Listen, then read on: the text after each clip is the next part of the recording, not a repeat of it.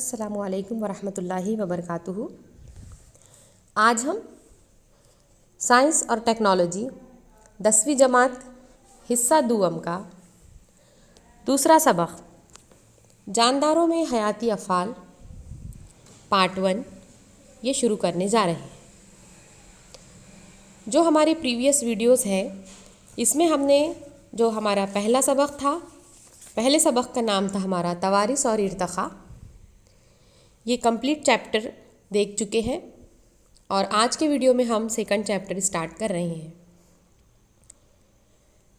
یہاں پر آپ لوگوں کو سبق کا نام ہے جانداروں میں حیاتی افعال۔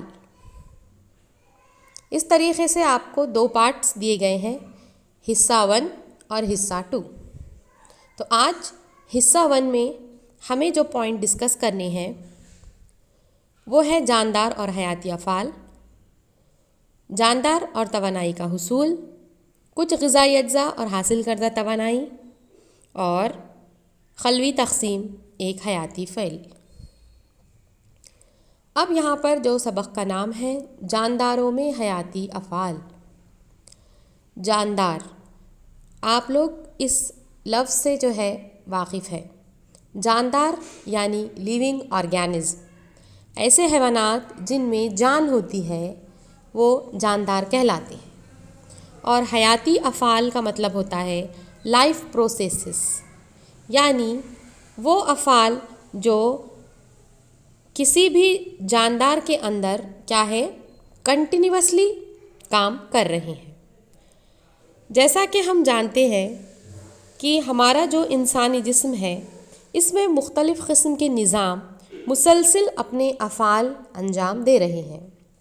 مختلف قسم کے نظام جو ہمارے اندر کیا کر رہے ہیں، کام کر رہے ہیں، تو ہوتے ہیں نظام انہضام، جسے ہم کیا کہتے ہیں ڈائجیشن پروسیس، عمل تنفس ہوتا ہے، ریسپائریشن ہوتا ہے، نظام دوران خون یعنی کہ سرکولیشن ہے، نظام استخراج ہے یعنی کہ ایکسکریشن ہے، اور اسی طریقے سے عصبی نظام ہوتا ہے۔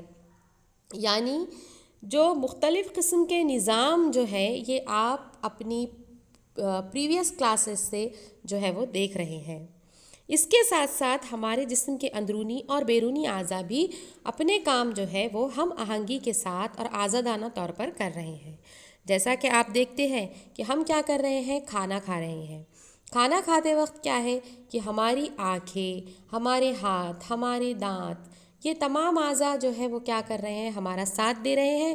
اسی طریقے سے جب ہم غذا کو کیا کرتے ہیں، چباتے ہیں، اس میں لعاب جو ہے وہ شامل ہوتا ہے، اس کے بعد وہ غذا کی نالی سے جو ہے معدے میں جاتا ہے، اور جو پورا چھوٹی آنت بڑی آنت یہ تمام کے اندر جو پروسیس ہوتا ہے یہ آپ لوگوں کو کیا ہے پتہ ہے۔ تو صرف ہم کھانا کھا رہے ہیں تو اس کا مطلب یہ نہیں ہوا ہے کہ صرف نظام انہضام کا عمل جاری ہے۔ عمل تنفس ہے، اس وقت ہم کیا کرتے ہیں، سانس لیتے ہیں، سانس چھوڑتے ہیں۔ دوران خون کا نظام جو ہے وہ بھی اپنا کام جو ہے بخوبی انجام دے رہا ہے نا، دل جو ہے وہ برابر کیا کر رہا ہے، خون کی سپلائی کر رہا ہے، دماغ جو ہے اپنا کام کیا کر رہا ہے، بخوبی کر رہا ہے۔ یعنی مختلف قسم کے جو نظام ہے ہمارے وہ ہم آہنگی کے ساتھ، کوآرڈینیشن کے ساتھ کیا کرتے ہیں، کام کرتے ہیں۔ اب یہ جو اعضاء ہوتے ہیں اور یہ جو نظام ہوتی ہیں وہ تمام جانداروں میں کیا ہے کم و بیش مختلف طریقے سے اپنے افعال انجام دیتے ہیں، اور یہ جو افعال اور یہ جو نظام ہمارے اندر چل رہے ہیں اس کے لیے ہمیں مسلسل توانائی کی کیا ہوتی ہے، ضرورت ہوتی ہے۔ اور یہ توانائی جو ہے ہمیں کس چیز سے حاصل ہوتی ہے، آپ جانتے ہیں کہ ہم غذا کھاتے ہیں، ہے نا، غذا کھاتے ہی ہمیں کیا ہوتی ہے، توانائی ملتی ہے۔ تو ہمارے غذا کے اندر جو اجزاء شامل ہوتے ہیں جو ہمیں توانائی مہیا کرتے ہیں یہ اجزاء کو ہم غذائی اجزاء کہتے ہیں۔ تو سوچئے غذائی اجزاء کون کون سے ہیں، کون سے غذائی اجزاء، کاربوہائیڈریٹ، چربی اور پروٹین، یہ کیا ہوتے ہیں، غذائی اجزاء ہوتے ہیں، اور یہ غذائی اجزاء ہی توانائی کے اہم ذرائع ہیں۔ اسی طریقے سے ہم جانتے ہیں کہ ہمارا جسم جو ہے وہ سیلز سے بنا ہوا ہے، خلیات سے بنا ہوا ہے، اور ہر خلیے میں توانائی کے مرکز کی شکل میں توانائییں ہوتے ہیں، مائٹوکونڈریا ہوتا ہے، اور یہی مائٹوکونڈریا کے ذریعے ہمارے ہر خلیے کو توانائی ملتی ہے۔ تو صرف ہم کیا ہے غذائی اشیاء ہی کھائیں گے اور تو ہماری توانائی کی ضرورت پوری ہو جائیں گی کیا؟ اس طریقے سے نہیں ہوتا۔ غذائی اشیاء کے ساتھ ساتھ ہمیں آکسیجن کی بھی کیا ہوتی ہے؟ ضرورت ہوتی ہے۔ تو ہمیں غذا کے ساتھ ساتھ آکسیجن کی بھی ضرورت ہے، لیکن کچھ خردبینی جاندار ایسے بھی ہوتے ہیں جنہیں آکسیجن کی ضرورت نہیں ہوتی۔ اسی طریقے سے ہمارا جو کنٹرول سسٹم ہے، جو ہمارا عصبی نظام ہے، یہ تمام افعال پر کیا کرتا ہے؟ قابو رکھتا ہے۔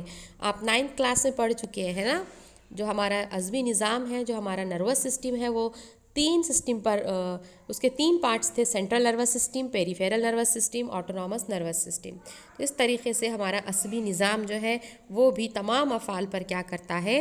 قابو رکھتا ہے، اور اس طریقے سے ہر افعال کے لیے، تمام افعال کے لیے ہمیں توانائی کی ضرورت ہوتی ہے۔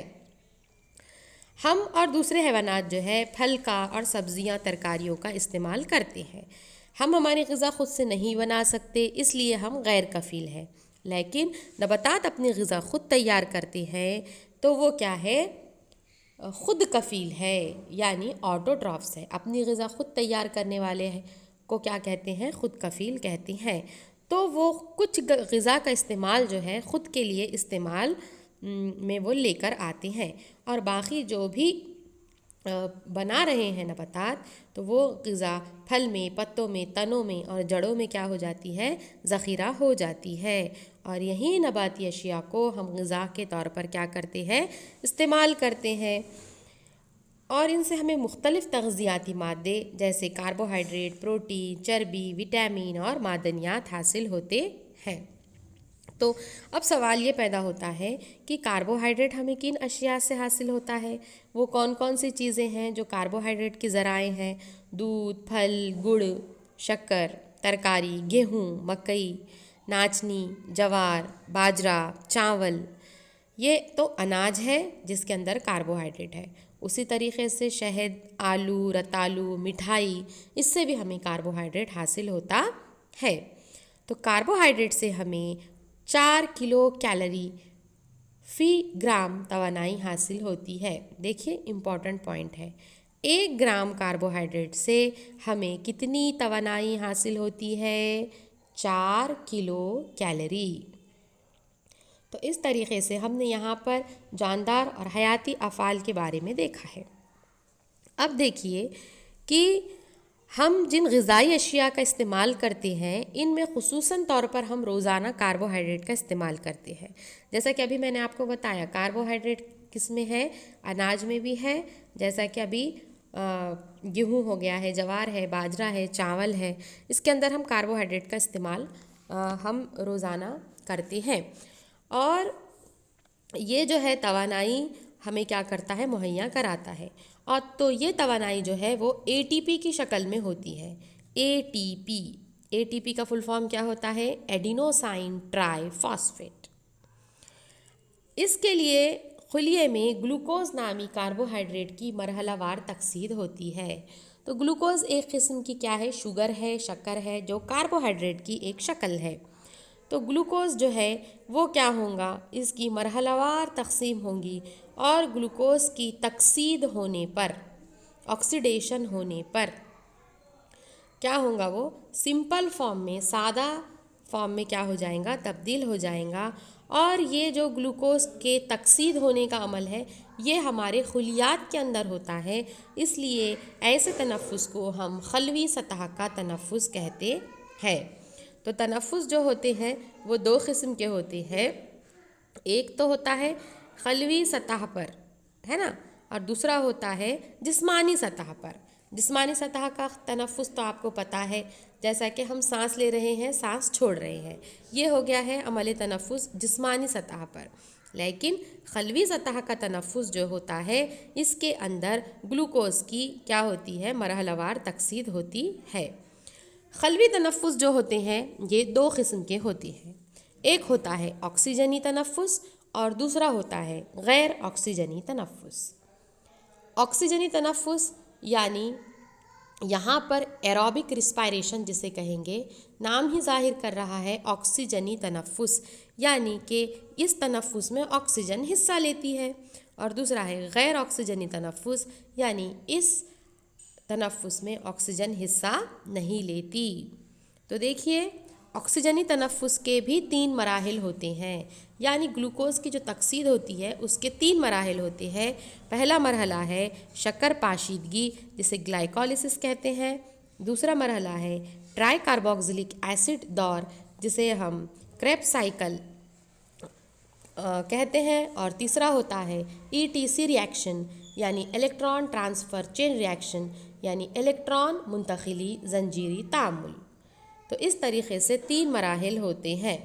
अब शक्कर पाशीदगी जो है ये खुलिए माया में होती है, और ये ग्लूकोज का एक सालिमा जो है ये मरहलावार तज्ज़िया होकर टूट कर पायरुविक एसिड, ATP, NADH2 और पानी के 2-2 सालिमे यहाँ पर तैयार होते हैं।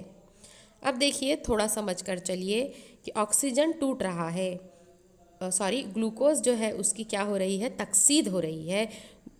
तो पहला मरहला है शक्कर पाशीदगी। शक्कर मतलब कौन, ग्लूकोज। पाशीदगी मतलब कि टूटना, लाइसिस होना। तो ग्लूकोज का लाइसिस हो रहा है, इसे हम क्या कहेंगे, ग्लाइकोलिसिस। ये प्रोसेस कहाँ होता है, खलिए माया में।